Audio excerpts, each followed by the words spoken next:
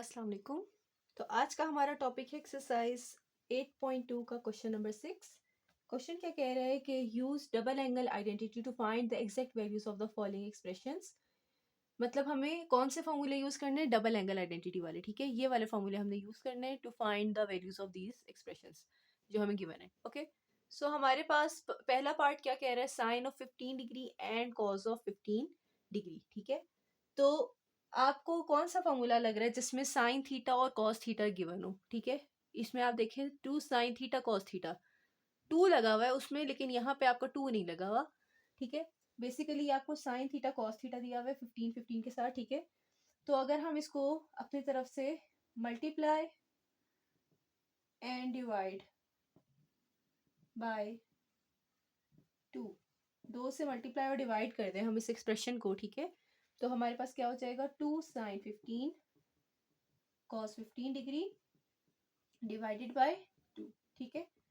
अब 2 sine 15 cos 15 आप 2 sine theta cos theta के साथ कंपेयर करके लिखें अगर, तो 2 साइन थीटा कॉस थीटा किसके बराबर है? साइन ऑफ 2 थीटा के बराबर है, ठीक है। साइन ऑफ 2 थीटा के बराबर है, तो इसको हम लिख सकते हैं साइन ऑफ 2 थीटा की जगह क्या है यहाँ पे? 15 डिग्री। कंपेयर करेंगे बच्चे, ठीक है। इस वाली टर्म को उस वाली टर्म के साथ कंपेयर करेंगे। 2 साइन थीटा कॉस थीटा, ठीक है। थीटा की जगह क्या है? 15 लिखा हुआ है वहां पे, तो साइन 2 15 के बराबर हो जाएगा, ठीक है। डिवाइडेड बाय 2 वाली टर्म एज इट इज। अब साइन ऑफ 2 मल्टीप्लाई 15, अब आप इस 2 और 2 को कैंसिल मत कीजिएगा, ये एंगल के अंदर है, ठीक है। तो sine 2 15 or 30 degree divided by 2, और साइन ऑफ 30 डिग्री आप कैलकुलेटर से कैलकुलेट कर सकते हैं, वरना अगर आपके पास वो टेबल बना हुआ है तो वो ठीक है। तो ये आता है 1/2 साइन ऑफ 30 का क्या कहते हैं आंसर, और डिवाइडेड बाय 2 आप इस तरह लिख सकते हैं। तो 1/2 मल्टीप्लाई बाय 1/2 हो जाएगा। 1/4 is the answer of the above expression. उम्मीद है आपको ये समझ आ गई होगी बच्चे। Let's move towards the part 2। जब भी आपके पास इस शक्ल में साइन थीटा कॉस थीटा की शक्ल में दिया हो, 2 ना लगा तो खुद से 2 लगाना है और डिवाइड करना है। ऊपर फॉर्मूला बन जाएगा, फॉर्मूला लगाएंगे और क्वेश्चन इजीली सॉल्व हो जाएगा, ठीक है। अब पार्ट 2 क्या कह रहा है? Cos square 15 minus sine square 15। Cos square theta minus sine square का थीटा का फॉर्मूला आपको कहाँ नजर आ रहा है? यहाँ पे, ठीक है।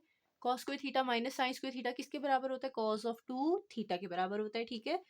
तो cos of 2 theta, cos square theta की जगह 15 माइनस साइन स्क्वायर थीटा की जगह 15, एज आप लिखेंगे cos square theta minus sine square theta is equals to cos of 2 theta, ठीक है। कंपेयर करके थीटा क्या है? 15, ठीक है। सो हमारे पास ये किसके बराबर हो जाएगा? This implies cos square 15 theta की जगह माइनस साइन स्क्वायर थीटा की जगह 15 equals to cos of 2 theta की जगह फिर से 15 डिग्री। एंगल के अंदर हो तो बच्चे 2 15 30 हो जाएगा, 30 डिग्री।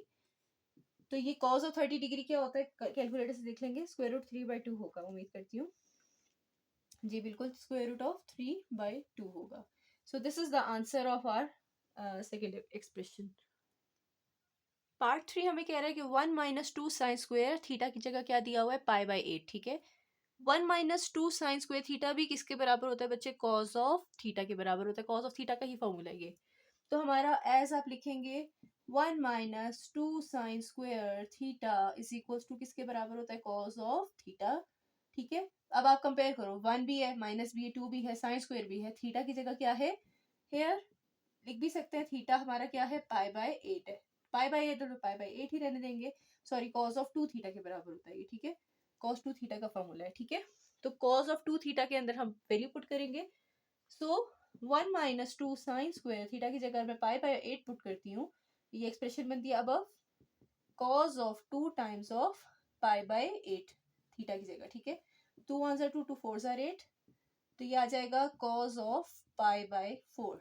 अब π/4 क्या होता है बच्चे? 180 डिवाइड बाय 4, जो कि होता है, आप अगर डिग्री में निकालना चाहते हो तो 45 होता है, ठीक है। कॉस ऑफ 45 डिग्री ही होता है। लेकिन मुझे रेडियन में अगर आंसर चाहिए तो मैं इसको कॉस ऑफ 45 डिग्री में आपको बता देती हूँ कितना होता है। मतलब आप कैलकुलेटर से करेंगे तो ये आ जाएगा 1/√2। अगर आपके पास टेबल बना हुआ है ना बच्चे, तो मैंने तमाम एंगल्स के ऊपर लिखा हुआ है उनके रेडियन वाला एंगल भी।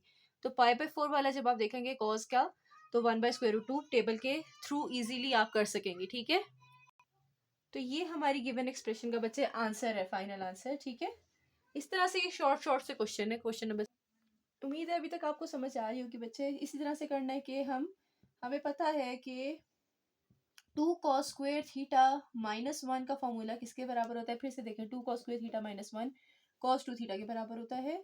ठीक है, तो थीटा अगर आप कंपेयर करें तो 2 cos², देयरफॉर आप लिख सकते हैं 2 cos², थीटा की जगह π/12 पुट करूं -1, तो यहाँ पे भी थीटा की जगह क्या पुट करना पड़ेगा, π/12। 2 6 12 होता है, तो cos ऑफ π/6 ये क्या होता है, cos ऑफ 30 होता है। ठीक है, बेसिकली cos ऑफ π/6 मैं आपकी सिर्फ समझाने के लिए लिख रही हूँ, cos ऑफ 30 होता है। और cos ऑफ 30 का आंसर हमने यहाँ लिखा था, क्या था, √3/2। ठीक है, so this is our final answer. तो अगर आप गौर करें ना बच्चे, पहले उन्होंने sin2 का दिया, फिर cos2 के 3 फॉर्मूले थे, फिर ये और ये तीनों cos2 के थे। लास्ट वाला tan2 का फॉर्मूला है, जो कि क्या है बच्चे, 2 tan of theta by 1 minus tan² theta. 2 tan of theta की जगह क्या है, π/12, and 1 minus tan² theta basically किसके बराबर होता है, tan2 के बराबर। ठीक है, सो हमारे पास आप लिखेंगे as 2 tan of theta by 1 minus tan² theta बराबर है tan2 के। ठीक है, आप ये पहला स्टेप लिखेंगे, जगह कम होने की वजह से मैं इसी में अमेंडमेंट कर रही हूँ। ठीक है, थीटा की जगह जब हम क्या पुट करेंगे, π/12, तो ऊपर वाली एक्सप्रेशन बन जाएगी जो आपको क्वेश्चन में दी हुई है। तो यहाँ पे भी थीटा की जगह क्या पुट करेंगे, π/12। ठीक है, तो 2 6 12, तो tan ऑफ क्या हो जाएगा बच्चे, π/6। कैलकुलेटर अगर डिग्री के अंदर सेटिंग में है तो पाई के अंदर आपका गलत आंसर आ जाएगा, आप इसको डिग्री में कन्वर्ट करके कैलकुलेटर से निकाल सकते हैं। 180 डिवाइडेड बाई 6 क्या होता है बच्चे, 30 डिग्री। और tan ऑफ आंसर अगर आप निकालें तो आ जाएगा 1/√3। ठीक है, so this is the final answer of our final part. उम्मीद है आपको क्वेश्चन समझ आ गई होगी बच्चे। कोई भी क्वेश्चन हो तो जरूर पूछेगा। अभी के लिए अल्लाह हाफिज।